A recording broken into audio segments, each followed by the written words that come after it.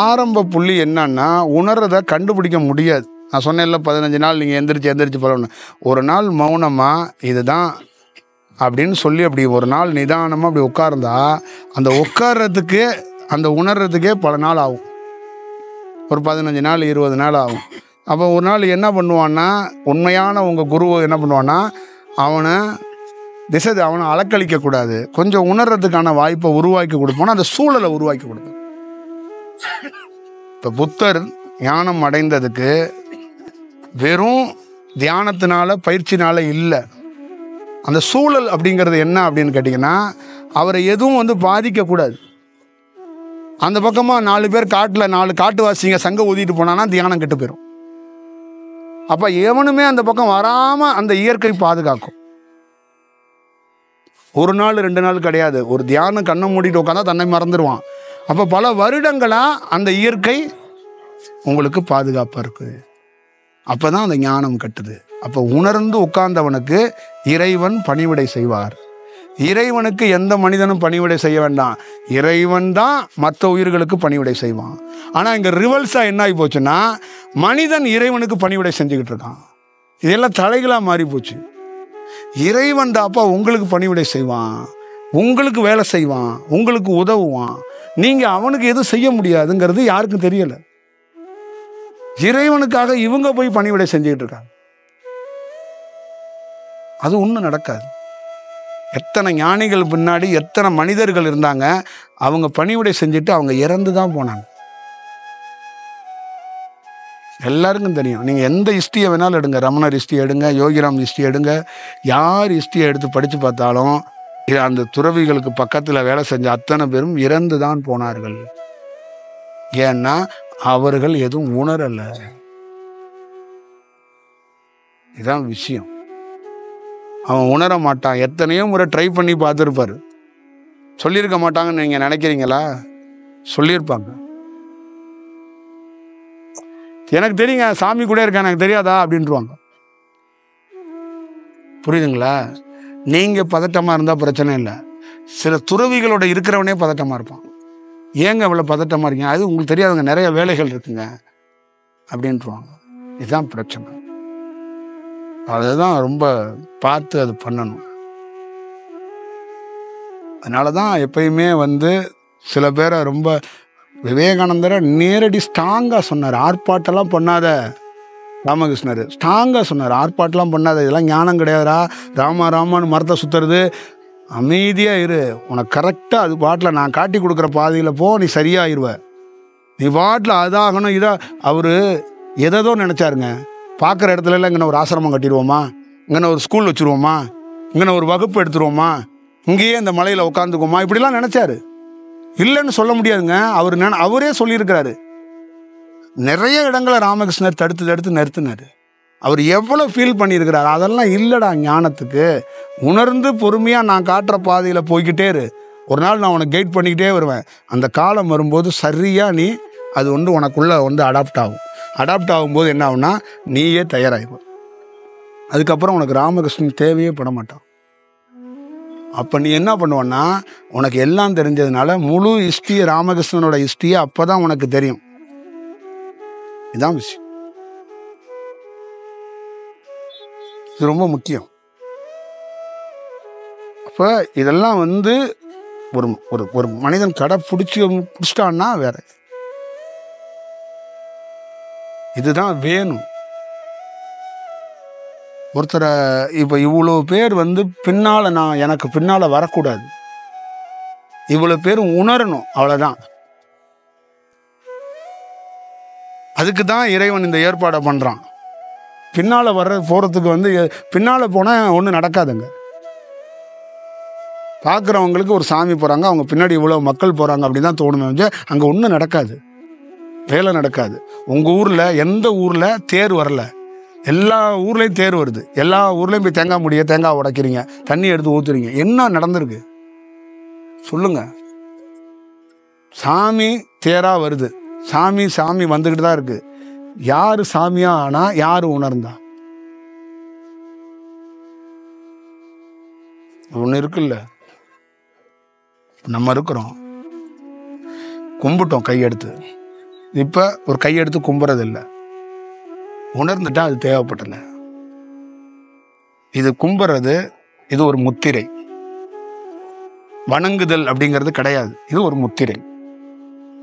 பிரித்து வச்சாலும் ஒரு முத்திரை, சேர்த்து வச்சாலும் ஒரு முத்திரை. இப்படிங்கிறதும் இது சேர்த்து வைப்புதல். இது பேர் என்னன்னா சேர்த்து வைப்புதல்.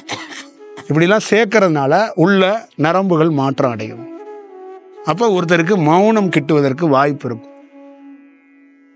இதெல்லாம் ஒரு துறவி தியானத்தில் கண்டுபிடிச்சு கொடுக்குறான். அப்போ ஒத்த காலிலே நின்னா என்ன? தன்னை வருத்துறது கிடையாது. ஒத்த காலில் நின்னா உடல்ல அந்த மௌனம் வேகமாக கிட்டும். சில லேட்டடு ஒரு ஒடுங்காத நரம்பு கூட ஒடுங்கும். அதெல்லாம் இருக்கு. அப்ப கட்டை விரலை மட்டும் ஊனிக்கிட்டு நிக்கிறதுல ஒரு வேலை இருக்கு. அப்ப எல்லா விஷயத்துக்குள்ளேயும் உடல் நரம்பு சம்பந்தமா உடல்ல மாற்றம் அடைகிறதுக்கான வாய்ப்புகளை அவங்க உருவாக்கி கொடுத்துருக்குறாங்க. இதுதான் அதுக்குள்ள இருக்கின்ற உண்மையான வடிவத்துக்குள்ள இருக்கிற செயல். அதை உணர்ந்து இந்த காலகட்டத்தில் நாம நிஜமா எதிரில் இருக்கிற ஒரு நிஜமானு கண்டுபிடிக்க முடியாது. ஆனால் உணர்ந்துக்கிட்டோம்னா எது நிஜங்கிறத இறைவன்ங்கிறது இயற்கையாகவே காட்டும். அங்கே போகாத, நான் உனக்கு காட்டுறேன், கொஞ்சம் இரு, உன்னோட உழைப்பு வீண் போகவே போகாத, நான் விட மாட்டேன் அப்படின்னு அது போராடும். இதுதான் இது. நீங்க யார் உழைத்தாலும் வீண் போகாது. உணர்ந்து செய்யலன்னா வேலையா போயிடும்.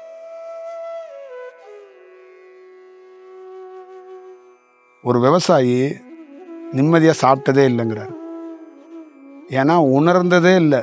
விளையிறத கொண்டு கடையில் போட்டு இந்த பிள்ளைக்கு படிப்பு வைக்கணும், அடுத்த பிள்ளைக்கு கல்யாணத்துக்கு வைக்கணும், அப்படியே போகிறதுனால அவர் அந்த வேலையையும் அந்த விலையில் இருக்கிற நிலத்துல அந்த சாப்பாடை உணர்ந்து உள்ளே எடுத்துகிட்டு போகிறது இல்லை. அது கடைசி வரைக்கும் வேலையாகவே போய் உழைச்சி முடிச்சுட்டு அப்படி போயிடுறாரு. அவ்வளோதான் விஷயம். அதான் உங்களுக்குள்ள ஏதாவது கேள்வி இருந்தால், நல்ல புரிதலோட தெளிவாக கேள்வி இருந்தால் நீங்கள் கேட்கலாம். ஏதோ கேட்கணுங்கிறதுக்காக கேட்டுறாதீங்க. புரிதல் தெளிவு நான் சொல்லியிருக்கிறது அதை கண்டுபிடிக்கிறது கொஞ்சம் கடினம்தான். ஏன்னா அது வெளிமுகமாக இருக்கிறதுனால நீங்கள் என்னத்தை ஆய்வு பண்ணாலும் உங்கள் மனம் என்னை விட்டு விலகி போய் நின்றும். அதனால அது எனக்கு 100% தெரியும். அது உங்கள் மேலே நம்ம வருத்தப்பட முடியாது. அது இயல்பு தான் அது. அதனால் முடிஞ்ச அளவுக்கு இதில் ஏதாவது உங்களுக்குள்ள இது சம்மந்தமாக ஏதாவது கேள்வி இருந்தால் கேளு. அந்த வழிமுறை மட்டும் கொஞ்சம் சொல்லிக்கோங்க. இப்போ சொன்னீங்க இல்லையா, அந்த உள்ள கண்டுபிடிக்கணும் அப்படிங்கிறது, ஒவ்வொரு ஆர்கன்ஸையும் கரெக்டாக வச்சுக்கிறது, நம்ம சாப்பிட்றது மட்டும் இல்லை, ஏதோ பயிற்சின்னு சொன்னீங்க சம்திங், அது எப்படியான இல்லை? பயிற்சி அப்படிங்கும்போது இப்போ நம்ம தியானங்கிறது என்னன்னா, என்னுடைய தியானம் அப்படிங்கிறது ஒன்று கிடையாது. அதை முதல்ல நம்ம உணரணும். காலம் கொடுத்தாதான் எனக்கு ஒன்று கிடைக்கும். அப்போ எனக்கு ஒன்று கிடைக்கிது அப்படின்னா அது லக்கில் கிடைக்காது. அது லக்கில் கிடைச்சா அது கிரகத்தால் கிடைக்கிறது, மனிதரால் கிடைக்கிறது, அது ஒரு வரம் மாதிரி. இறைவனால் கிடைச்சா அது காலத்துக்குள்ளேருந்து கிடைக்கிறது. அப்போ நமக்கு ஒன்று கிடைச்சிருக்கிறது அது என்னுடையது இல்லை. ஆல்ரெடி நுட்பமாக பயன்படுத்தப்பட்ட, காலத்தால் பயன்படுத்தப்பட்ட ஒரு தியானம். அந்த வடிவம் கிடைக்கும்போது அதை அந்த மாதிரி சூழலில் நாளைக்கு நிறைய பேர் மாறுறதுக்கு வாய்ப்பு இருக்குது. அதுக்கு ஒரு முன் உதாரணமாக ஒருத்தரை மாற்றுறாங்க. இப்போ ராமகிருஷ்ணர் உரை நிகழ்த்துறார், விவேகானந்தர் உரை நிகழ்த்துறாருன்னா ஒரு ஸ்டேஜில் ராமகிருஷ்ணர் விவேகானந்தர் மாதிரி ஆக மாட்டாங்க. ஆனால் ராமகிருஷ்ணர் விவேகானந்தர் நோக்கி லட்சக்கணக்கான மக்கள் பயணம் பண்ணுவாங்க. ராமகிருஷ்ணர் விவேகானந்தர் பேச ஆரம்பித்ததுக்கப்புறம் காளியை நோக்கியோ இல்லை மூகாம்பியை நோக்கியோ நிறைய பேர் போவாங்க. அதுக்கு இது ஒரு ரெஃபரன்ஸு. இந்த மாற்றம் இப்படி தான் நிகழப்போகுதுங்கிறதுக்கு ரெஃபரன்ஸாக தான் வழிகாட்டுவாங்க.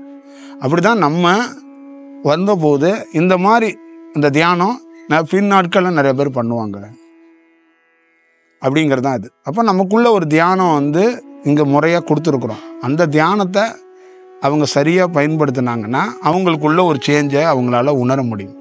அது சூட்சமத்தில் அதை படிப்படியாக அவங்கள வழி நடத்துறதுக்கான ஒரு வாய்ப்புகள் அது உருவாகும். அப்போ இந்த வழியில் ஒரு மனிதனுக்குள்ள மேம்படுறதுக்கு வாய்ப்பு இருக்கும். அப்போ ஒரு துறவி ரொம்ப படிக்கட்டு, நூற்றுக்கணக்கான படிக்கட்டை கூட ஏறி அந்த சுவாசத்தை வீணடிக்க கூடாதுங்கிறான், நடனம் ஆடக்கூடாதுங்கிறான், ரொம்ப தூரம் ஓடக்கூடாதுங்கிறான், ரொம்ப அதிர்வலைகளான வேலைகளை செய்யக்கூடாதுங்கிறான்.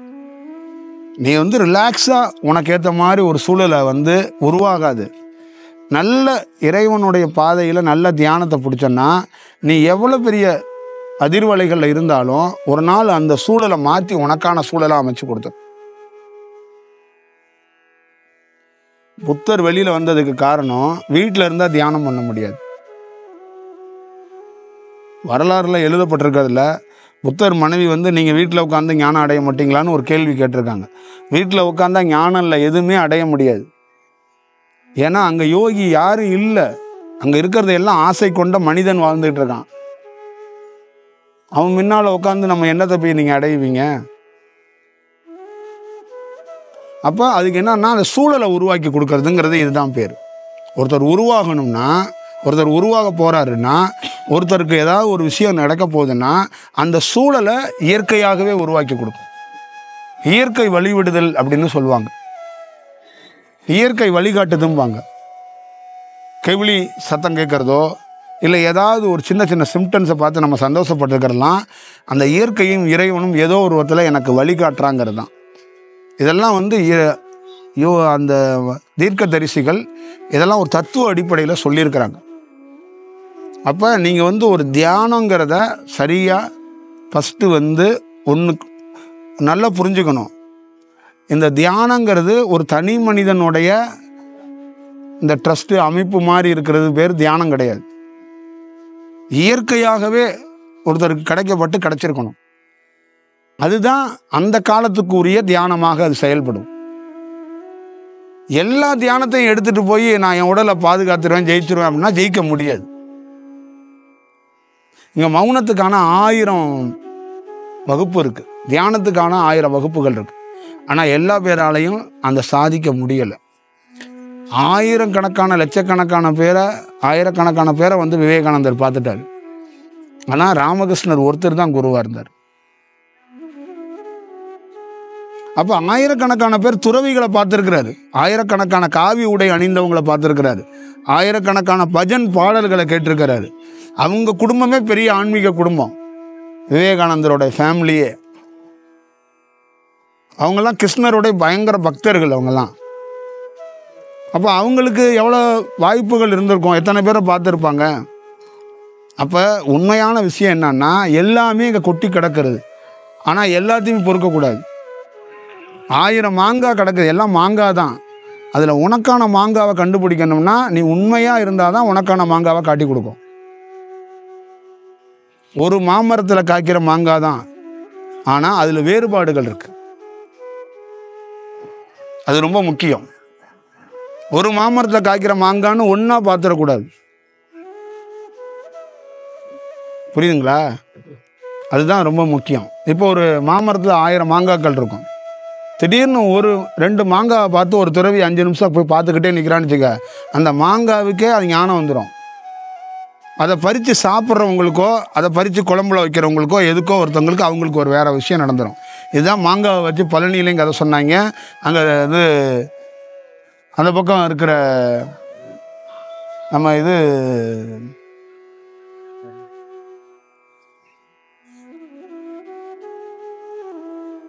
திருநள்ளாருக்கு பக்கத்தில் அந்த மாம்பழத்துக்கான ஒரு கதை இருக்குல்ல,